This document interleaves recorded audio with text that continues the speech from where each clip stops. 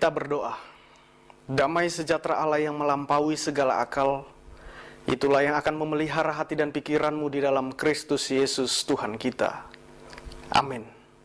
Saudaraku yang dikasihi Tuhan kita Yesus Kristus, di minggu ke-10 setelah Trinitatis hari ini kita akan menerima firman Tuhan yang tertulis di dalam kitab Yeremia pasalnya yang ke-22 ayat 1 sampai ayat yang ke-9.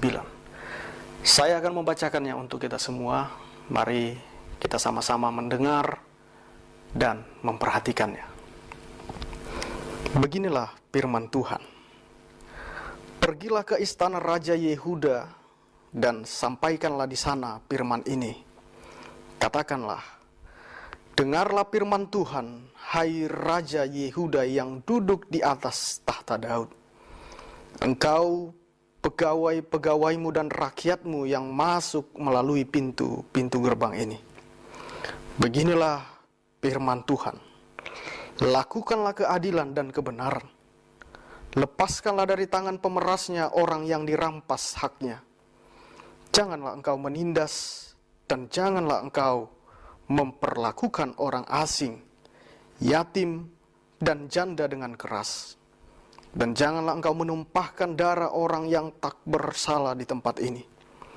Sebab jika kamu sungguh-sungguh melakukan semuanya itu, maka melalui pintu-pintu gerbang istana ini akan berarak masuk raja-raja yang akan duduk di atas tahta Daud dengan mengendarai kereta dan kuda. Mereka itu pegawai-pegawainya dan rakyatnya.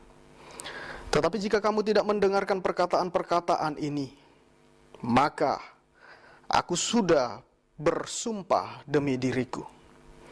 Demikianlah firman Tuhan, bahwa istana ini akan menjadi reruntuhan. Sebab beginilah firman Tuhan mengenai keluarga Raja Yehuda. Engkau seperti Gilead bagiku, seperti puncak gunung Libanon. Namun pastilah aku akan membuat engkau menjadi padang gurun, menjadi kota yang tidak didiami orang. Aku akan menetapkan pemusnah-pemusnah terhadap engkau. Masing-masing dengan senjatanya, mereka akan menebang pohon aras pilihanmu dan mencampakkannya ke dalam api.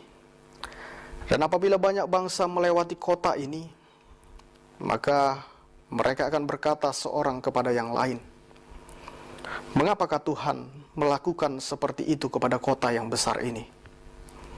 Orang akan menjawab, oleh karena mereka telah melupakan perjanjian Tuhan Allah mereka, dan telah sujud menyembah kepada Allah lain, dan beribadah kepadanya. Demikian pembacaan firman Tuhan. Saudaraku, beberapa hari yang lalu saya sangat tergelitik sekaligus sangat miris ya, ketika melihat sebuah poster bertulisan di salah satu media sosial, yaitu di Instagram. Dalam poster itu ada 6 wajah koruptor. Lalu ada tulisan yang berbunyi, musim diskon para koruptor. Tidak lupa di bawah poster ataupun gambar itu diberikan caption, keterangan, dalam 2 tahun terakhir, hakim di pengadilan tinggi dan Mahkamah Agung sangat sering memangkas hukuman terpidana koruptor. Ada yang dari 9 tahun menjadi 6 tahun. Dari 10 tahun menjadi 4 tahun. Dari 14 tahun menjadi 8 tahun. Dan bahkan ada yang dari 7 tahun menjadi hanya 3 tahun saja. Postingan ini mendapat banyak sekali komentar dari para netizen. Berbagai komentar mereka tuliskan di kolom komentar yang tersedia. Dari ratusan komentar yang ada, tidak satu pun saya temukan komentar yang setuju, apalagi memuji ketidakadilan itu. Semuanya adalah komentar-komentar negatif, Mulai dari komentar yang menunjukkan kekesalan, rasa tidak suka, marah, menghakimi, bahkan komentar mangalesengi juga ada. Udah kayak belanja online ya, ada diskonnya, tulis seseorang. Ada juga yang mengatakan, baru saya tahu ketika mal tutup, ternyata diskonnya pindah ke pengadilan. Saudaraku, kenyataan ini sangatlah berbanding terbalik dengan kasus-kasus yang pernah terjadi beberapa tahun yang lalu. Ada seorang nenek bernama Asyani dari Kabupaten Situbondo divonis 5 tahun penjara karena diduga mencuri 7 batang kayu milik Perum Perhutani. Ada juga siswa SMK di Palu yang mencuri sandal. Dia diancam 5 tahun penjara. Dan masih banyak kasus-kasus lainnya. Mencuri 7 batang kayu, divonis 5 tahun penjara. Tetapi ketika ada kasus pejabat yang korupsi, bahkan sampai miliaran rupiah, itu dapat selesai dengan mudah, bahkan bebas dari hukuman. Maka tidaklah berlebihan jika ada sindiran yang mengatakan orang miskin nggak boleh sakit, orang miskin nggak boleh melanggar hukum. Karena kalau kalian nggak punya uang, 2 hal tersebut akan tajam menusuk kalian. Jika Anda ingin mendapatkan keringanan hukuman, maka perbanyaklah relasi, perbanyaklah uang. Dijamin pengadilan tidak akan dapat menyentuhmu. Masalah tentang ketidakadilan bukanlah sebuah cerita baru bagi kita. Jauh sebelumnya, bahkan di dalam perjanjian lama pun, ketidakadilan menjadi sesuatu hal yang sering sekali terjadi. Hukumnya masih tetap sama, tumpul ke atas, tajam ke bawah.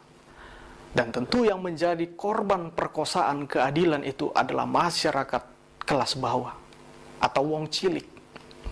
Nah, firman Tuhan bagi kita saat ini ingin mengingatkan kepada kita bahwa Allah itu adalah Allah yang adil. Allah itu adalah Allah yang benar. Dan Dia juga adalah Allah yang membenci ketidakadilan. Dan Allah yang membenci ketidakbenaran. Saudaraku, nats khotbah kita hari ini menggambarkan bagaimana kondisi bangsa Yehuda dahulu. Di luar tampaknya religius, mulut mereka memuji dan memuliakan Tuhan.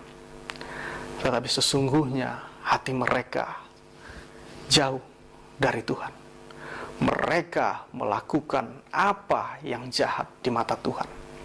Ketika itu terjadi ketidakadilan dan kesewenang-wenangan di tengah bangsa itu, khususnya kepada orang-orang lemah dan terpinggirkan. Mirisnya, yang melakukan ketidakadilan itu justru raja, penguasa-penguasa, pemangku-pemangku jabatan, orang-orang yang seharusnya menegakkan keadilan itu sendiri. Di ayat 3 dituliskan, lakukanlah keadilan dan kebenaran. Lepaskanlah dari tangan pemerasnya orang yang dirampas haknya. Janganlah engkau menindas dan janganlah engkau memperlakukan orang asing, yatim, dan janda dengan keras. Dan janganlah engkau menumpahkan darah orang yang tak bersalah di tempat ini. Keadilan dan kebenaran yang merupakan kehendak Tuhan telah diinjak-injak.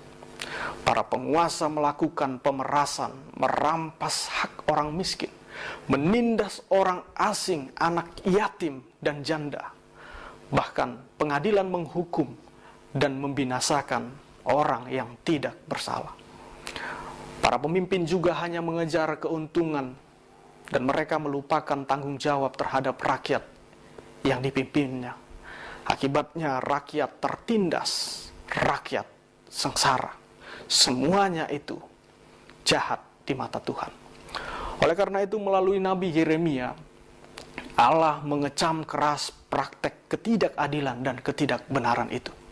Allah memperingatkan mereka untuk melakukan keadilan dan kebenaran. Tuhan melihat semua yang dilakukan manusia. Tuhan tahu apa yang dialami. Tuhan tahu apa yang dirasakan orang-orang tertindas. Tuhan tidak diam. Tuhan tidak membiarkan ketidakadilan dan ketidakbenaran itu terus merajalela. Melalui Nabi Yeremia, Allah menyerukan supaya raja, supaya pegawai-pegawai, pemangku-pemangku jabatan, bahkan orang-orang kaya, orang-orang yang kuat, untuk berbalik, bertobat dari kesalahan-kesalahan mereka, berbalik dari ketidakadilan, dari ketidakbenaran yang mereka lakukan. Di sini kita melihat Tuhan tidak langsung menghukum. Tuhan selalu memberikan kesempatan untuk berbalik dan bertobat. Jika bangsa itu mau bertobat, maka mereka akan terhindar dari hukuman.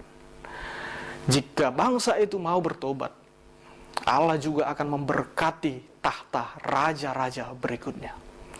Tetapi jika mereka tidak mendengarkan perkataan Tuhan, maka Tuhan akan menghukum mereka dengan dahsyat. Tuhan akan memakai bangsa-bangsa lain untuk menghancurkan dan meruntuhkan kerajaan itu. Istana raja dan penghuninya akan dibinasakan, karena mereka adalah pemimpin jahat yang telah melupakan perjanjian mereka dengan Tuhan. Ingatlah, Tuhan tidak pernah mencampakkan siapapun, kecuali merekalah yang mencampakkan Tuhan terlebih dahulu. Allah memang adalah Allah yang panjang sabar. Namun Alkitab sama sekali tidak memiliki gambaran tentang Allah yang bisa dipermainkan. Saudaraku, seruan untuk melakukan keadilan dan kebenaran juga merupakan seruan kepada kita saat ini. Dimanapun kita berada, apapun yang menjadi status kita, pekerjaan kita, kita terpanggil untuk melakukan keadilan dan kebenaran. Tentu kebenaran di sini adalah kebenaran menurut Alkitab, kebenaran menurut firman Allah, bukan kebenaran menurut akal dan pikiran kita. Karena benar menurut kita belum tentu benar di hadapan Tuhan. Memang sangatlah mudah untuk mengatakan lakukanlah kebenaran dan keadilan. Tetapi justru kalau kita mau jujur, melakukannya tidaklah semudah mengatakannya. Sering sekali kita menjadi pelaku ketidakadilan. Terkadang kita juga sering berpihak. Tidak usah jauh-jauh, di tengah-tengah keluarga misalnya. Sebagai orang tua yang memiliki anak, apakah saudara memperlakukan anak-anak saudara dengan sama? Apakah saudara tidak membeda-bedakan satu dengan yang lain? Bukankah terkadang ada saja orang tua yang mengatakan kepada anaknya, anak kasihan, anak yang lebih dikasihi. Ada satu anak yang berprestasi dan satu lagi tidak berprestasi. Jika yang berprestasi ini bersalah, maka orang tuanya akan tetap menyanjungnya. Namun sebaliknya, jika yang tidak berprestasi ini melakukan kesalahan, maka orang tua akan menghukumnya. Bahkan keadilan dan kebenaran ini juga bisa dipengaruhi oleh pemberian-pemberian. Kalau anaknya sering memberi, mengirim uang sian pangaratoan misalnya, maka seringlah didoakan. Bahkan doanya pun panjang.